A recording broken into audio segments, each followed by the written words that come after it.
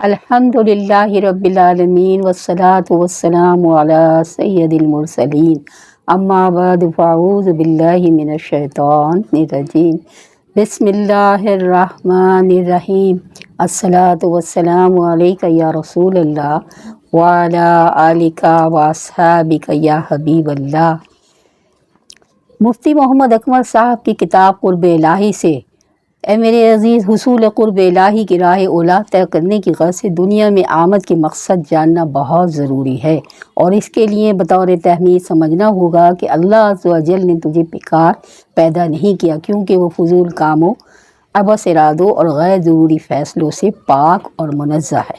ارشاد رب غفار رب عز و جل ہے کہ افوا حسبتم انما خلقناکم عبثا وانکم الینا لترجعون، یعنی اے لوگوں، کیا تم یہ گمان کرتے ہو کہ ہم نے تمہیں یوں ہی بیکار پیدا کیا ہے اور یہ کہ تم ہماری جانب لوٹائے نہیں جاؤ گے۔ سورہ مومنون آیت نمبر 115۔ مزید ارشاد فرمایا وما خلقنا السماء والارض وما بینہما باطلا ذالک ظن الذین کفروا، یعنی ہم نے آسمان، زمین اور اس کے مابین اشیاء کو بیکار پیدا نہیں کیا ہے، انہیں بیکار سمجھنا فقط کفار کا گمان ہے۔ سورہ صاد آیت نمبر 27۔ اور ایک اور مقام پر ارشاد فرمایا وما خلقنا السماوات والارض وما بینہما لاعبین، یعنی اور ہم نے آسمانوں اور زمین اور ان کے مابین چیزوں کو بطور کھیل پیدا نہیں کیا ہے۔ سورہ دخان آیت نمبر 33۔ ایک جگہ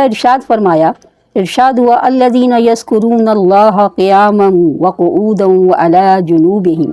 ویتفکرون فی خلق السماوات والارض ربنا ما خلقت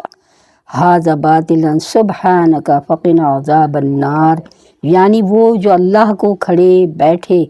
اور کروٹ کے بل لیٹ کر یاد کرتے اور آسمانوں اور زمین کی پیدائش میں غور کرتے ہیں اور عرض کرتے ہیں کہ اے ہمارے رب، تو نے اسے بیکار نہیں بنایا اور تجھے یقیناً بیکار کاموں سے پاکی حاصل ہے، پس تو ہمیں آگ کے عذاب سے بچا لے۔ سورہ آل عمران آیت نمبر 191۔ اے راہ حق کے طالب مسلمان، جب تو جان چکا کہ اللہ عز و جل نے تجھے بیکار پیدا نہیں کیا تو ثابت ہوا کہ یقیناً تیرا دنیا میں آمد کا کوئی نہ کوئی عظیم مقصد ہے۔ ضرور جب اللہ عز و جل نے تیرے بارے میں ارشاد فرمایا وَلَقَدْ كَرَّمْنَا بَنِي آدَمَ وَحَمَلْنَاهُمْ فِي الْبَرِّ وَالْبَحْرِ وَرَزَقْنَاهُمْ مِنَ الطَّيِّبَاتِ وَفَضَّلْنَاهُمْ عَلَىٰ كَثِيرٍ مِّمَّنْ خَلَقْنَا تَفْضِيلًا،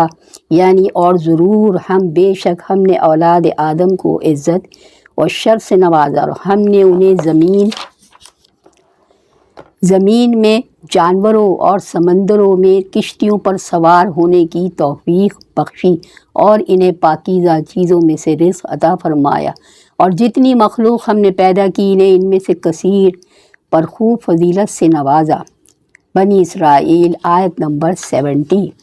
تو یہ ثابت ہو گیا کہ تو اشرف المخلوقات ہے، لہٰذا اب اس حقیقت کو تسلیم کیے بغیر کوئی چارہ نہیں کہ جب تجھے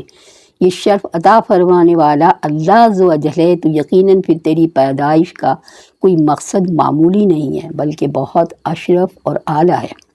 چنانچہ تیرا سب سے پہلا کمال یہی ہے کہ تو اس مقصد کو جانے جس کے لیے اللہ عز و جل نے تجھے کائنات میں بھیجنے کا ارادہ فرمایا، کیونکہ جب مزدور یہ جاننے کی زحمت ہی گوارا نہ کرے گا کہ مجھے کیا کام کرنا ہے تو یقیناً اسے انجام دینا بھی ممکن نہیں، اور جب ذمہ داری پوری نہ کرے گا تو اجرت کا مستحق کہاں سے ہوگا۔ لہٰذا اچھی طرح سمجھ لے کہ اللہ عز و جل نے تجھے بھی ضروری کسی نہ کسی اہم کام کے لیے پیدا کیا ہے، جس کو مطلوب شرع کے مواقع پورا کرنے پر بطور اجرت اچھی موت، راحت قبر، عزت و اکرام، حشر، پل صراط سے بآسانی گزرنا، دخول جنت اور اللہ عز و جل کی رضا، دولت قرب و وصال جیسے انعامات سے نوازا جائے گا۔ لیکن جب تو اپنی ذمہ داری جاننے کی زحمت ہی گوارا نہ کرے تو اسے پورا کیسے کرے گا،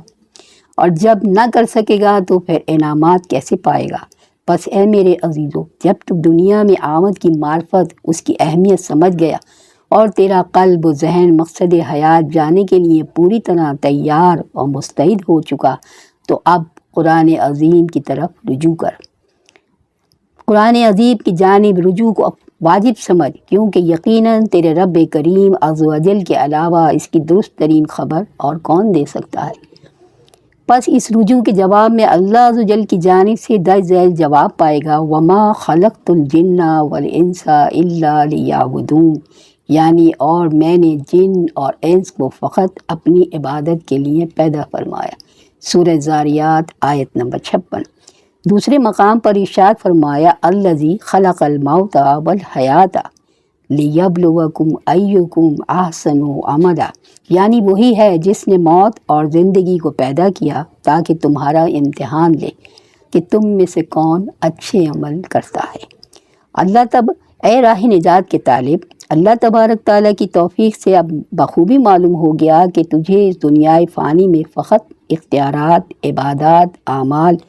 نیک کے لیے ارتکاب کے لیے بھیجا ہے، لہٰذا اب تیرا اگلا قدم عبادت اور اعمال صالحہ کی معرفت حاصل کرنا اور اس سلسلے میں شیطان کی جانب سے پیدا ہونے والے وساوت کو خود سے اور خود کو ان سے دور رکھنا ہے۔ اللہ تعالیٰ سے دعا ہے کہ ہم اس مقصد کو اچھے انداز سے پا سکے اور اس کے مطابق عمل کرنے کی اللہ پاک ہم سب کو توفیق عطا فرما۔ وما علینا الا البلاغ۔